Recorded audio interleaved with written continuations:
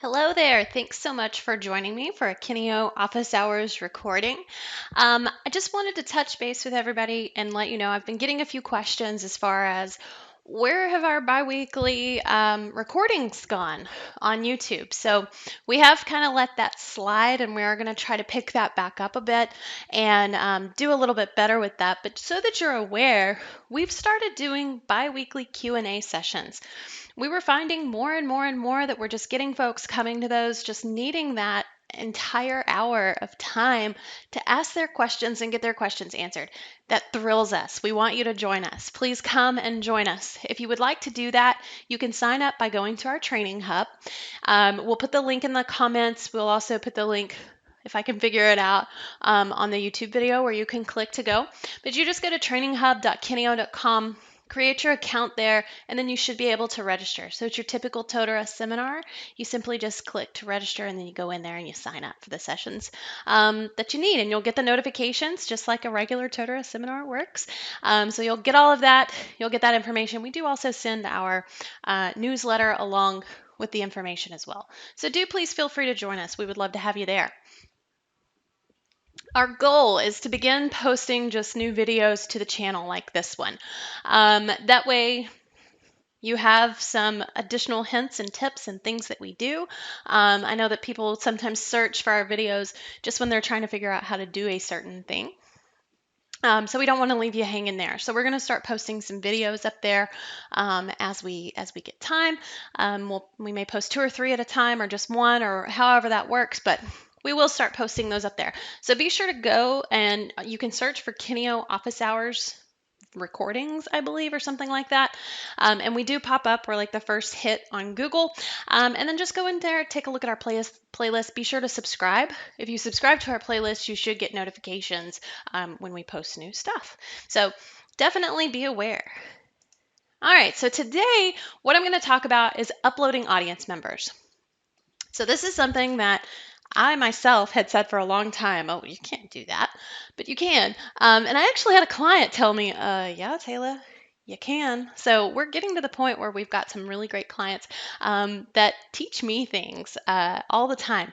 So the way they were doing this, and duh, it made perfect sense when they told me what they were doing. I was like, of course, that's how you do that, right? So let's talk about it. So what they're using is they're using the legacy Moodle upload users area, right? So as you know, Totara is built on top of Moodle, and that system, Moodle, has a really good user upload. So I got asked the question the other day on one of our other office hours. All right, but when do I use Moodle Uploader versus HR Import? If you're going to be doing like a nightly feed, things like that, always use HR Import, because that's how we schedule that. That's how we run all that information. That's how we do that.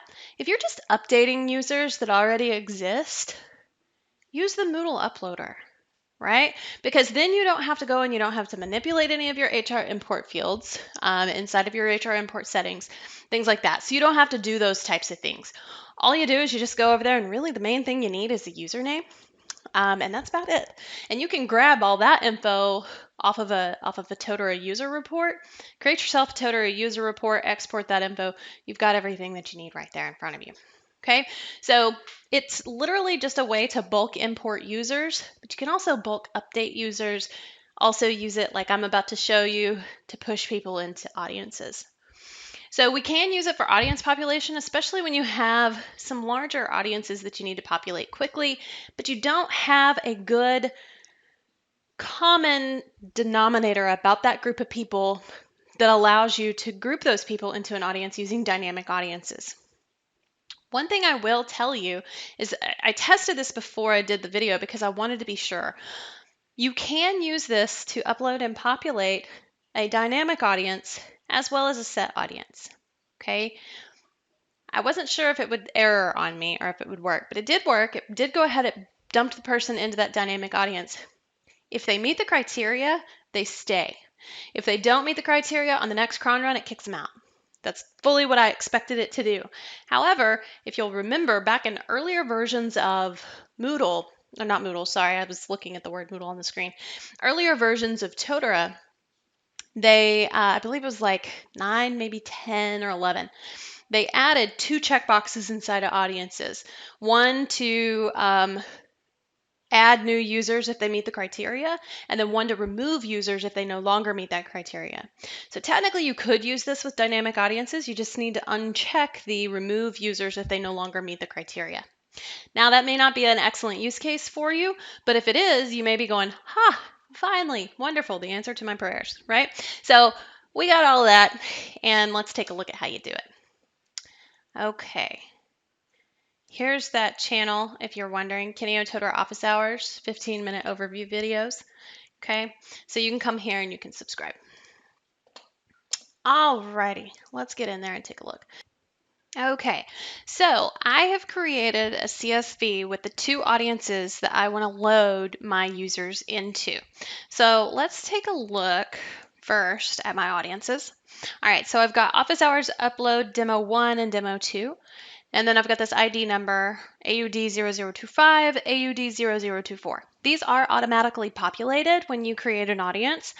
Now you can put your own ID numbers in there. I personally just stick with what I got, but it's up to you as far as if you want to change things. So I want to point out here I've got 6 users, and some of these users are going to be placed into both, and some of these users are only going to be placed into one. Okay, you'll notice here that for the people who are going to be placed in the 1, I dumped it into their cohort 1 column. For the users who are going to be in both, they're going to have a cohort 1 and 2 column. Okay, so just keep that in mind that you do want to do that so that it does actually take those people. All right, so how we're going to do that. Again, we're going to utilize the Moodle Upload Users option. So that's going to be here, this users, and then upload users. Okay, and then I'm going to grab it and drop it. And then click upload users. Okay, so when taking a look at this, this is going to be very clear that you could potentially use this for just uploading users, and you can. Typically though, if you've got an HR import like nightly feed, things like that, you don't want to use both because we don't want to start confusing things. I'm going to use this to just update some users. So we're going to go to update existing users only. And then the changes we want to make is we want to do override with the file. So you want to make sure you've got update existing users only and override with the file. You don't want to mess with their password or any of that other stuff. All we're doing is just simply replacing those people. We'll take a look at the file in a little more detail here in just a minute. So I'm going to click upload users. All right, perfect. So here we should see kind of like a regurgitation basically of what our file shows. So we've got Angelo, he's going to be in both audiences. Blanche is only in 1, Dorothy's in 2, Rose is in 1, Sophia's in 1, and then Stan is in 2, which that should be correct. And it is, okay? So that's a wonderful, nice little representation there. So we're going to go ahead and we're going to continue. Now let's go take a look at those audiences. There we go. So Demo 2 has 5 users. Take a look at those members. Angelo, Blanche, Dorothy, Sophia, Stan. That's going to be all the 24s. Or no, 25s, my bad. 1, 2, 3, 4, 5. There we go. 1, 2, 3, 4, 5. All right. So I wanted to take a minute to just show you that. And again, so what I was noticing when I was testing this earlier was that it will work for a dynamic audience. I don't know that there's really ever going to be a specific use case for it, but there may be. But I want to show you, because this was my test earlier, what I was talking about when I said, you've got those 2 little checkbox. All right, so at the top of every dynamic audience, if you're in version, I believe it's like 11 and probably actually 9, I think, but it may be only 11. Double check me on that. If you're looking at it and you don't have it, you don't have the version. So I think it was 11, but we've got make a user's member when they meet the rule set criteria, and then remove a user's membership when they no longer. So if you want to upload to a dynamic audience, you got to turn that one off. And you're only using that top one right there. So you're not going to use the bottom one. You're only going to use the top one at that point. Okay, so that's something to just keep in mind, be aware of. If you need to upload membership to an audience that is dynamic, you got to uncheck that box. Otherwise, the next time cron runs, if I don't meet that criteria, it's going to just automatically kick me out, which is exactly what I would expect it to do.